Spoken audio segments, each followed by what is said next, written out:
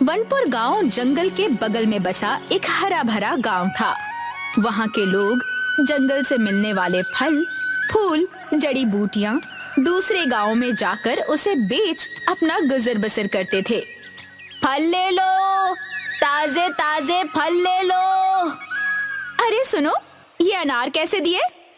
दीदी 50 रुपए के 1 किलो। सीधे जंगल से लेकर आए हैं। हमारा जंगल हमारे लिए जीवन दाता है। वनपुर से हो क्या? हाँ दीदी, तुम लोग तो नसीब वाले हो जो इतने बढ़िया जंगल की कृपा तुम पर है। जी दीदी, वो तो है। एक काम करो, 20 रुपए के ये बेर भी बांध दो। लेकिन गांव का व्यापारी धनसुख लाल एक लालची किस्म का आदमी था। जंगल के पेड़ काटकर लकड़ियां बेचकर व्यापार करता और खूब पैसे कमाता। ये क्या, इतने कम? अरे इतने कम पैसों में तुम 50 किलो लकड़ियां लेकर जाओगे? धनसुख लाल जी, इस बार दे दीजिए, अगली बार पैसे दे दूंगा। मैं आपका पुराना ग्राहक हूँ। तुम्हारा दिमाग खराब है? मैं यहाँ पर व्यापार करने बैठा हूँ, समाज सेवा नहीं। पैसे हो तो ले जाओ, नहीं तो निकलो यहाँ से। धनसुख लाल के पेड़ कटाई से जंगल के पेड़ कम हो रहे थे। एक दिन नीलिमा अपने घर से सुबह सुबह जंगल की ओर गई तो सामने का दृश्य देखकर उसकी आंखें फटी की फटी रह गई।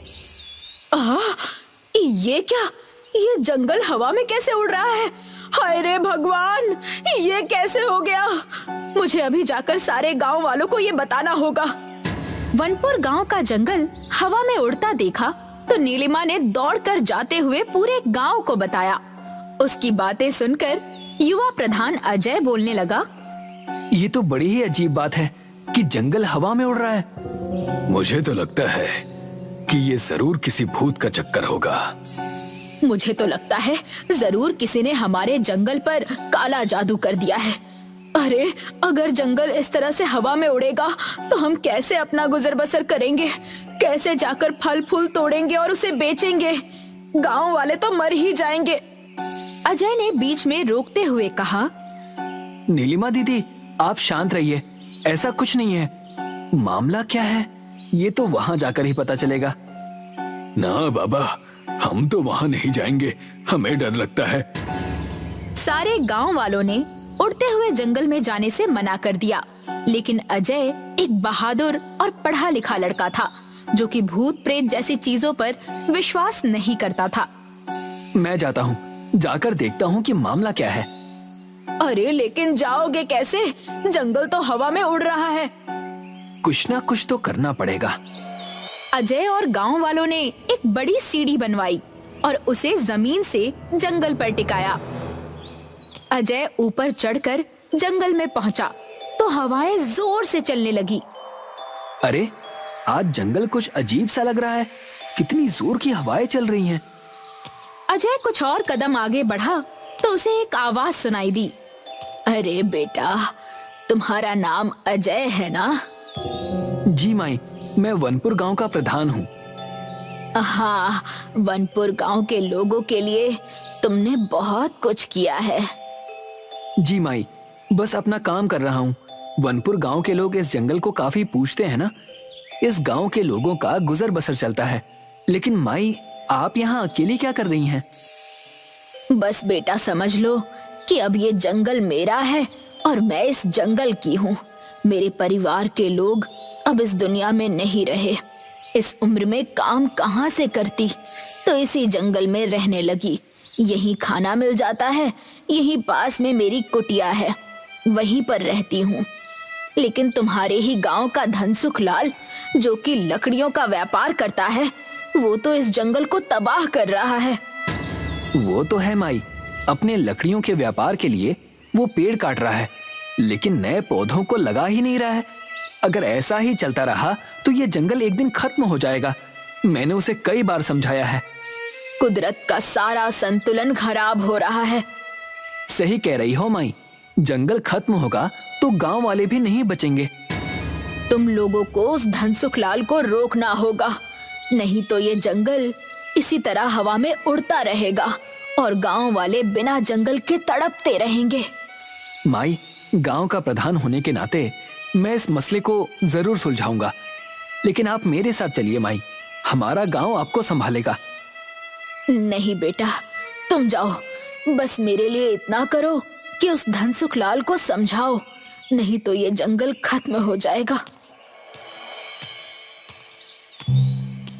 अजय ने जब गांव वालों को ये बात बताई तो गांव वाले सीधा धनसुख लाल के घर पहुंचे, लेकिन धनसुख लाल ने नकारते हुए कहा, अरे भाई, अगर मैं अपना काम धंधा बंद कर दूं तो फिर पैसे कैसे कमाऊं?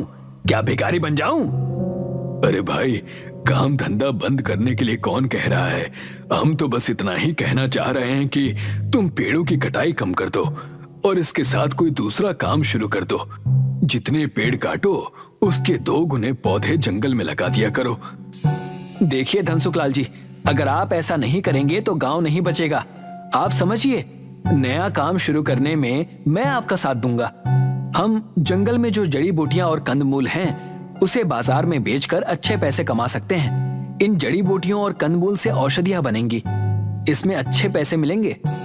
अजय के समझाने पर धनसुख लाल के पल्ले ये बात पड़ी तो धनसुख लाल इसके लिए तैयार हो गया।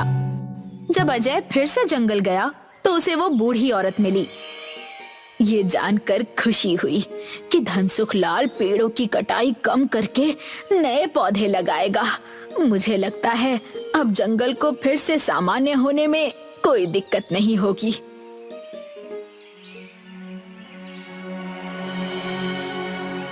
दूसरे दिन जंगल जब सामान्य हुआ तो गांव के लोग जंगल में इकट्ठा हुए। अरे धनसुख लाल, जंगल तो सामान्य हो गया। आप और अजय मिलकर अब अपना काम कर सकते हैं। अरे हाँ, ये लोग तो अपना काम करेंगे, लेकिन हमें भी तो फिर से अपना काम करना है। 2 दिन से एक फूटी कौड़ी नहीं कमाई है। अरे नीलिमा दीदी, क्यों परेशान हो रही हो? अब तो सब ठीक हो गया है ना? धनसुख लाल और अजय साथ मिलकर जंगल की औषधि, जड़ी बूटी और कंदमूल शहर में एक औषधि कंपनी को बेचते थे। पैसे देते हुए अजय ने कहा, धनसुख लाल, मैंने कहा था ना कि आपकी अच्छी आमदनी होगी। हाँ भाई, जरा देखो तो, ये काम इतना अच्छा चल पड़ेगा, मैंने तो सोचा भी नहीं था। धनसुख लाल, जंगल की कद्र करो। आप एक काम कीजिए, ये जो लकड़ियों का व्यापार है ना, इसे भी बंद कर दीजिए। जितना हम जंगल को बचाएंगे उतना ही जंगल हमें बचाएगा। हाँ हाँ हाँ, सोचूंगा इस बारे में। धनसुख लाल का खास आदमी भीमा कंदमूल के लिए जमीन खोद रहा था तो उसे एक मटकी मिली जिसमें खजाना था। भीमा मटकी लेकर धनसुख लाल और अजय के पास आया। जब वो दोनों बरगद के पेड़ के नीचे बातें कर रहे थे, मालिक, मालिक, ये देखो क्या है, खजाना मिला है खुदाई करने के दौरान। अरे वाह, इतने सारे सोने और चांदी के सिक्के, मैं तो इसे बेचकर अमीर बन जाऊंगा। धनसुख लाल, आप ये कैसी बातें कर रहे हैं? ये धन हमें जंगल से मिला है, इस पर किसी का भी एकाधिकार नहीं है। इससे हम जंगल में और ज्यादा पौधे लगाएंगे, गांव की सड़कें, अस्पताल, स्कूल और साफ पीने का पानी, इन सब की व्यवस्था करेंगे। मतलब तुम इसे अपने घर ले जाकर इसमें से कुछ खजाना अपने लिए निकाल लोगे, है ना? धनसुख लाल जी, ये धन ना मेरे घर जाएगा और ना ही आपके। ये जंगल की अमानत है, इसे यहीं रहने देते हैं। अजय की बात सुनकर लालची धनसुख लाल तब तो चुप रहा, लेकिन अपने घर आने के बाद भीमा से कहने लगा, भीमा, उस मटके के खजाने का विचार अभी भी मेरी जहन में चल रहा है। क्या करूं? करना क्या है मालिक, आज रात ही जाकर उस मटकी को चोरी कर लीजिए। कह देंगे कि चोर ने चोरी की है। किसकी हिम्मत होगी आप पर उंगली उठाने की? उस मटकी को मैं ले लूंगा। आज रात ही वो मटका मैं अपने कब्जे में कर लूंगा।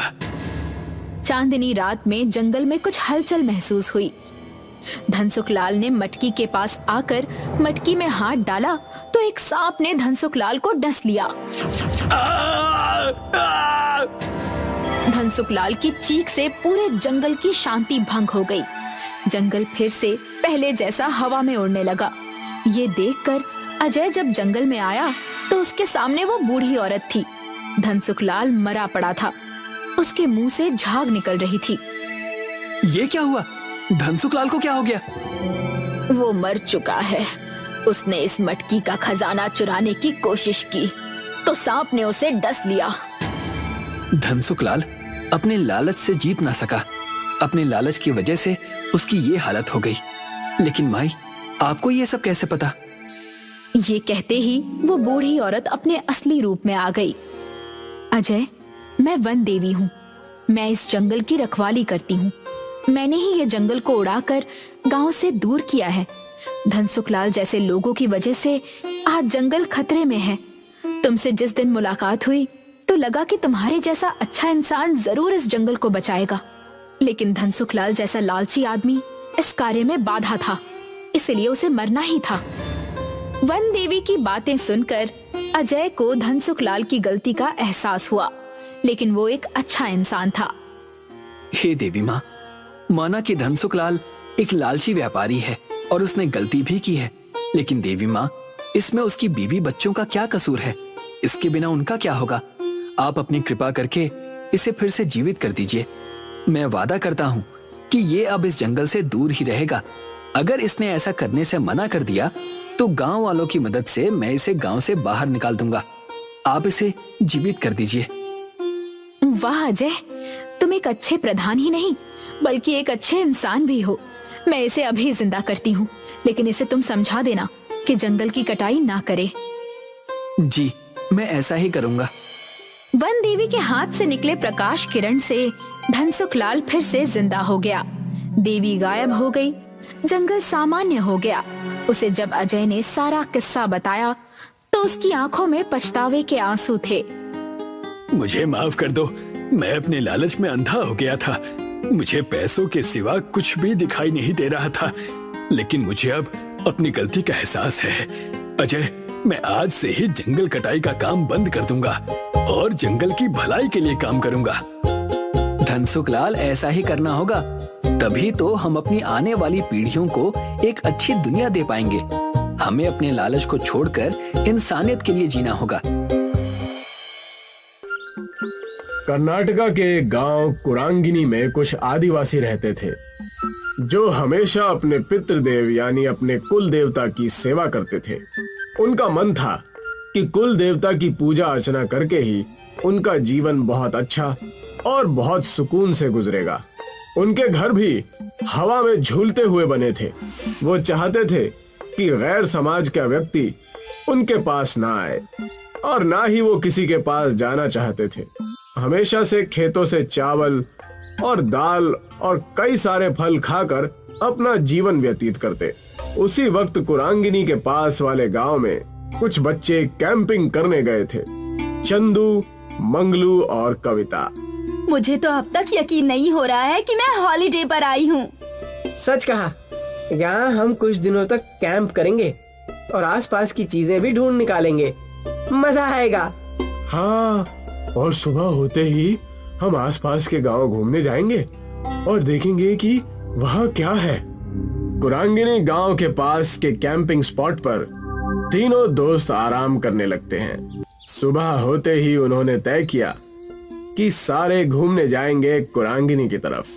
कुरांगिनी के पास जाते ही कविता ने झूलता हुआ घर देखा और कहा, अरे वाह, ये देखो झूलता हुआ घर। लगता है यहाँ के लोगों को झूला झूलने का बहुत शौक है, इसलिए ऊपर वहाँ पेड़ पर ही घर बना लिया है।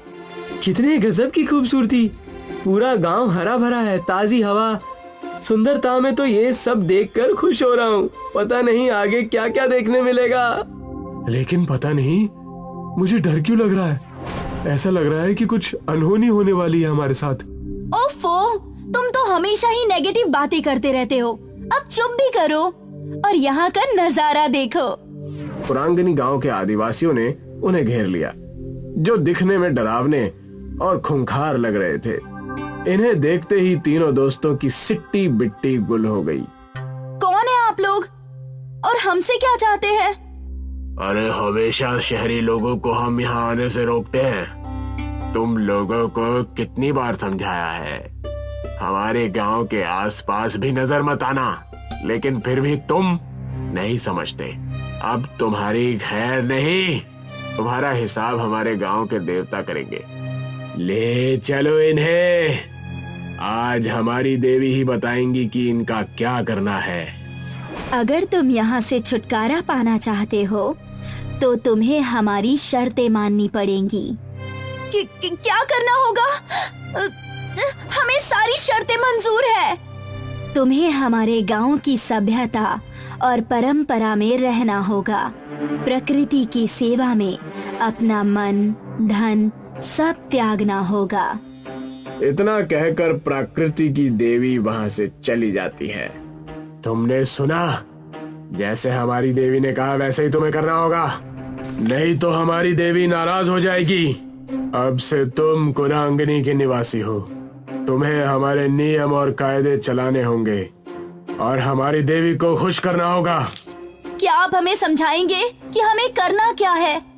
हंसते हंसते हमारे रास्ते बंद हो गए और अब ये नया तमाशा आ गया है। जल्दी बताओ हमें क्या करना है। मैं जिंदगी भर के लिए तैयार हूँ।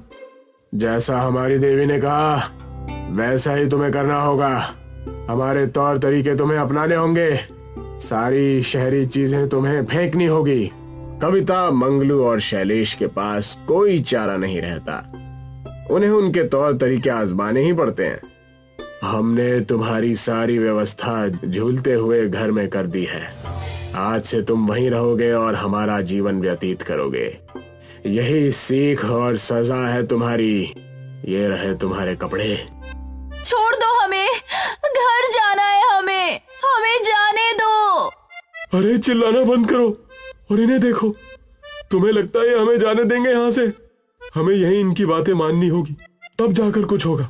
मैंने पहले ही कहा था कि हमें संभल कर रहना चाहिए, लेकिन तुम में से किसी ने मेरी बात नहीं मानी। उन्हें समझ आने लगा था कि प्रकृति सबसे बढ़कर है। ये रहा तुम्हारा भोजन। इसे खाकर हमारे साथ खेत में काम करने चलो। ये क्या है? मुझे ये सब करने की आदत नहीं है। दिखने में तो स्वादिष्ट लग रहा है। मंगलू, इसे खाकर तो देखो।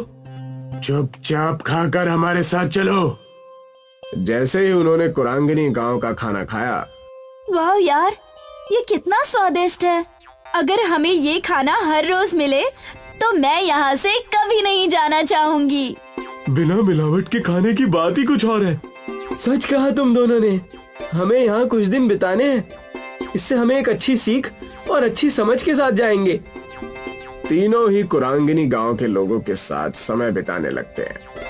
उनके साथ खेतों में जाकर खेती, पेड़ों पर चढ़कर फल तोड़ना और कई सारे गांव की परंपरा में भाग लेते हैं। पूरे 1 महीने तक वो कुरांगिनी गांव वालों के साथ रहते हैं। उनके तौर तरीके सीखने के बाद मुखिया कहता है, हमारे गांव में कल मेला लगने वाला है। इस मेले में कई सारे व्यंजन और कई सारे कारनामे होते हैं। इस मेले में हम आ सकते हैं क्या? अब तो हम भी कुरांगिनी के निवासी हैं। क्यों नहीं? अब तुम हम में से ही एक हो। तुम यहाँ आ सकते हो। अगले ही दिन तीनों मेले में जाने के लिए तैयार हो जाते हैं। वहाँ पर कविता के माँ बाप कविता को ढूंढते हुए आ जाते हैं। कविता की माँ रोने लगती है। कहाँ थी मेरी बच्ची? हमने तुम्हें कहाँ कहाँ नहीं ढूंढा। इन लफंगों के साथ हमें पता था कि तुम किसी मुसीबत में हो। कुरांगिनी गांव के लोग कविता के पिता की बात सुनकर डर जाते हैं। तब कविता कहती है, लेकिन पिताजी, इसमें इनकी कोई गलती नहीं है। मुखिया जी ने अपना कर्तव्य निभाया और हमें एक बहुत अच्छी सीख दी जो कोई स्कूल या कॉलेज हमें नहीं दे पाता।